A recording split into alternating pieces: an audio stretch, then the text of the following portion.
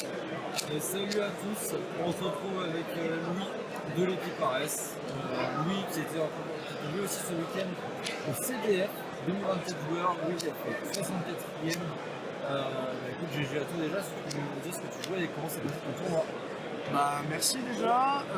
Donc en fait, je finis 47e à l'issue des rondes. Donc j'ai décidé de partir sur une liste Mers Fourrure Runic Sprite. Parce que en fait, c'est Léo qui m'a fait changer d'avis une semaine avant et il m'a dit non mais t'inquiète, ça prend pas Bestial. Du coup, l'intérêt était trop grand pour moi et j'avais envie de challenge et j'avais envie de jouer à un truc que les gens connaissaient pas trop et voilà. Donc c'est un peu beaucoup inspiré aussi de la liste de Jinka qui avait top à Londres. Donc voilà, je vais commencer. Donc pour la liste, déjà en free spot on en a 6. On jouait 3 H parce que je voulais quand même avoir une end trap pour interagir durant le tour adverse. Parce que je me suis dit que en fait, si j'avais vraiment rien durant le tour adverse, ça pouvait être problématique. Elle m'a pas mal servi quand même. Ensuite, en go second, on rentre une carte forte. On joue Evenly parce qu'on veut gérer les boards. On a déjà des board breakers avec Runic, mais Evenly permet vraiment de gérer le field, laisser qu'une menace et le reste. Evenly plutôt que DRNM. Evenly en main deck plutôt que DRNM, ouais, parce que en fait, Evenly permet aussi de gérer les spells and trap. Donc techniquement contre la brinde c'est meilleur, contre plein de trucs c'est meilleur. Donc ça c'est les free spots. Ensuite en Furailleur du coup on jouait 3 Fossil Dig, 3 Rex. Rex c'est la normale summon à avoir. Donc on veut la maximiser.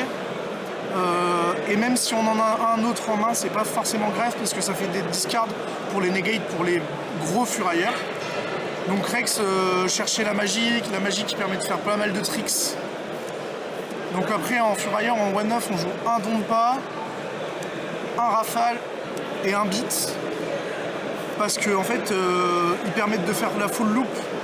On va dire que normal Rex plus n'importe quel extender, Runic ou Sprite, ça fait full loop avec Folgo qui permet d'avoir un draw 3 durant le tour adverse. Et si l'adversaire fait l'erreur de no end trap, on peut draw 3 durant notre tour en plus. Sachant que le pot de dualité pour rafale est vraiment trop fort. Ensuite, du coup, il y avait un bleu, évidemment. Bleu qui permet de faire des tricks en sacrifiant des runiques ou de sacrifier des cartes face down pour quand même continuer à jouer. Ensuite, en sprite, du coup, on jouait 3 bleus. Enfin, je jouais 3 bleus. Un jet, une carotte, un red et un seul starter. Pourquoi ? Parce qu'en fait, je voulais maximiser le fait d'avoir bleu en main, bleu qui va tuto jet, qui spé jet tuto starter pour avoir une interaction durant le tour adverse pour spé un rouge ou un carotte pour jouer autour de Dark Ruler. Et les deux permettaient de faire ensuite soit IP, soit une X6 de l'extra que je montrerai après.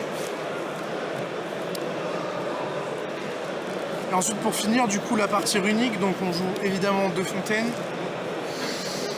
Et on joue que 15 runiques qui sont 3 types, 3 flashing, 3 slumber, 3 destruction et 3 curse. Et t'as pas choisi de jouer la tempête et Display? Non, parce qu'en fait je voulais rester à 40. Et en fait, vu qu'avec Folgo on va quand même draw 3 durant le tour adverse, techniquement, c'est largement suffisant en réalité. Donc ensuite, je vais passer à l'extra. Donc en extra, je commence par la partie runique. Donc je jouais double Ugin pour tuto la fontaine, pour faire des chain blocks intéressants et potentiellement si j'ai les sprites en main, jouer. Le guéri qui peut aussi permettre de chain block pour la fontaine, qui est très bien en battle pour forcer une Omni, qui permet de faire beaucoup de choses. Et même des fois dans la loupe on l'utilise si on a déjà Dompa qui est passé pour faire notre Folgo et derrière on va se faire un Rex par exemple. Et enfin la Munine. Alors Munine elle a double intérêt, elle a intérêt des fois dans la loupe je vais avoir envie de l'invoquer pour invoquer elle plutôt que Hugin. Et sinon pour le time évidemment. Elle a beaucoup de défense, ouais, je comprends. Elle a 2000 donc se comboter avec certains trucs ça peut être pas mal. Ensuite en X6 du coup on jouait le petit gigantique évidemment. Je ne l'ai pas sorti tant que ça parce qu'en fait c'est des loops très rares où on le fait et elles sont vraiment spécifiques ces loops là, même si la carte est incroyable dans le deck parce que justement elle permet d'avoir accès aux furailleurs et tout ça. Donc ensuite je jouais aussi Mannequin 4. Mannequin 4 c'est masterclass dans le deck parce qu'en fait si on prend une entrap durant notre tour, on va faire Mannequin 4, effet, SP1 rouge du deck, un sprite rouge ou n'importe quoi, même si c'est, je sais pas, une entrap lumière, on peut spé rafale, on peut spé à peu près tout ce qu'on veut, et du coup après derrière, on va pouvoir péter la entrap durant notre tour, draw 3, du coup ça nous donne déjà un avantage de zinzin contre l'adversaire. Et la dernière du coup c'était celle-là, voilà, c'était numéro 65, le génie, parce que en fait, comme je l'ai dit tout à l'heure, si on fait l'open avec blue, on va faire génie, plutôt que comme ça on aura une negate de monstre au cas où on prend Nib, plutôt que passer par gigantique qui nous lock et du coup potentiellement le Folgo est pas en vie. Ok. Et tu bases vraiment plus sur la partie Mercenaire que sur la partie Strike dans cette version-là. C'est ça, c'est exactement ça. Et puis après on voit comment ça se passe. C'est ça. Du coup en Link, on jouait 2 donneurs et 2 Folgo. Donneur, ça fait full combo. Son effet en plus, c'est pas forcément de... On peut sacrifier Folgo pour faire son effet, pour s'en débarrasser, pour reborn. Enfin, c'est vraiment trop fort dans le deck. Son deuxième effet de pop est aussi intéressant quand on est au grind pour la reborn avec Folgo pour draw plus encore. Parce que des fois on va se lock en fait durant le tour adverse en faisant un starter. Et en fait on peut quand même spé L. Et en plus en spé L avec Rex, on va être sûr de ne pas prendre de bestial et de quand même avoir le pop 1 draw 3. Ensuite en ligne générique entre guillemets je jouais IP. IP que je faisais dans certaines loops parce que je pouvais pas me permettre de faire le numéro 65, j'étais obligé d'utiliser les sprites et je voulais dégager de la place sur mon field qui permettait du coup d'avoir un phénix de faisable et une licorne. Le phénix il est là parce que c'est un anti-backross qui est bien, on n'a pas d'anti-face down dans les Mercenaires, donc du coup en plus il permet de trigger notre meilleur pote Folgo pour draw 3. Et la licorne, ça permet de bounce au cas où elle m'a pas mal servi contre les délinks pour envoyer un Druid's Wurm dans le deck, comme ça le Druid's Wurm n'avait pas l'effet, et derrière c'était ciao. Et le dernier du coup c'est DS. Donc DS, elle n'a pas beaucoup servi, mais elle était là au cas où pour les towers, il y en avait besoin. C'était soit jouer elle, soit jouer le Link Scarclaw. Et en fait j'estime que elle est juste meilleure dans le match-up. Rien que dans le match-up Kashtira, du coup elle peut negate Burst, elle peut negate Labrin, enfin un Big Lab Welcome, donc c'est trop fort. Du coup maintenant pour le side. Donc le side, déjà pour commencer il y avait 3 cyclones. 3 cyclones pourquoi? Parce que j'avais entre guillemets un peu peur des variantes runiques. Même si j'ai entre guillemets mon match-up, je me dis que avoir ça en plus c'est pas forcément mal, plus contre les parfums qui traînaient dans les decks.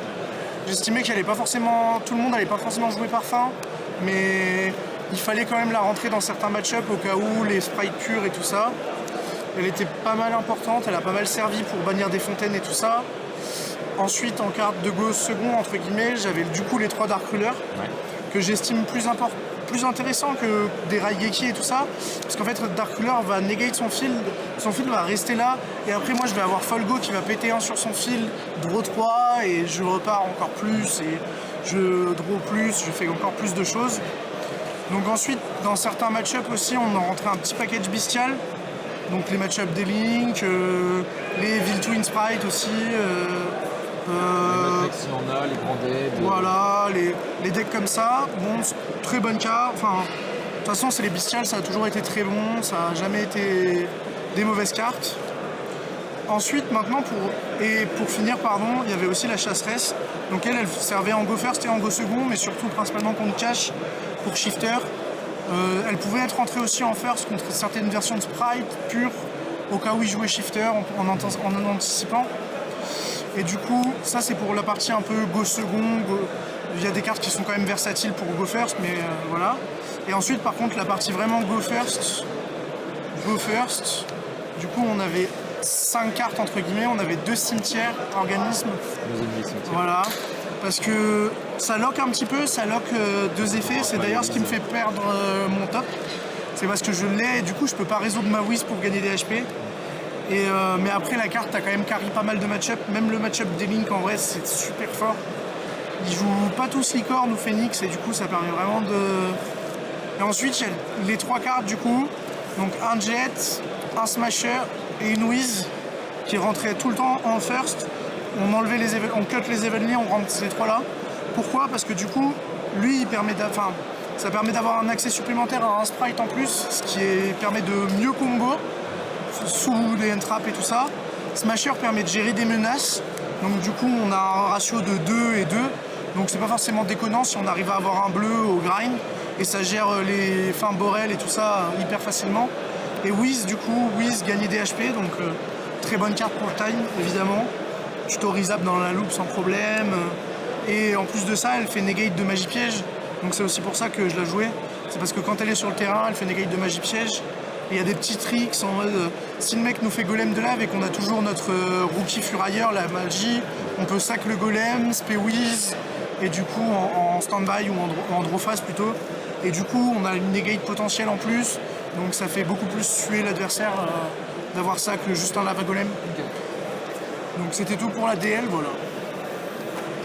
Du coup, est-ce que tu as un petit mot de la fin, remerciement ou autre? Ouais, je voulais remercier surtout l'équipe principalement, toutes les sessions training et tout ça, qui nous permettent en fait d'avoir 7 personnes en top 64 quand même, et c'est énorme, voilà. Donc je voulais remercier toute mon équipe, Léo aussi qui m'a dit de jouer ce deck là, même si bon, il me dira de... voilà, c'est Léo quoi. Mais je voulais aussi remercier les mecs de mon DC qui m'ont filé tout mon deck. Que ce soit les runiques, les sprites et les mers fourrures. Je crois que j'ai que les staples à moi dans ce deck. Donc voilà, je voulais remercier toutes ces personnes-là et puis bah à la prochaine. Ça marche? Merci Louis et à la prochaine. Bravo encore, salut. Salut.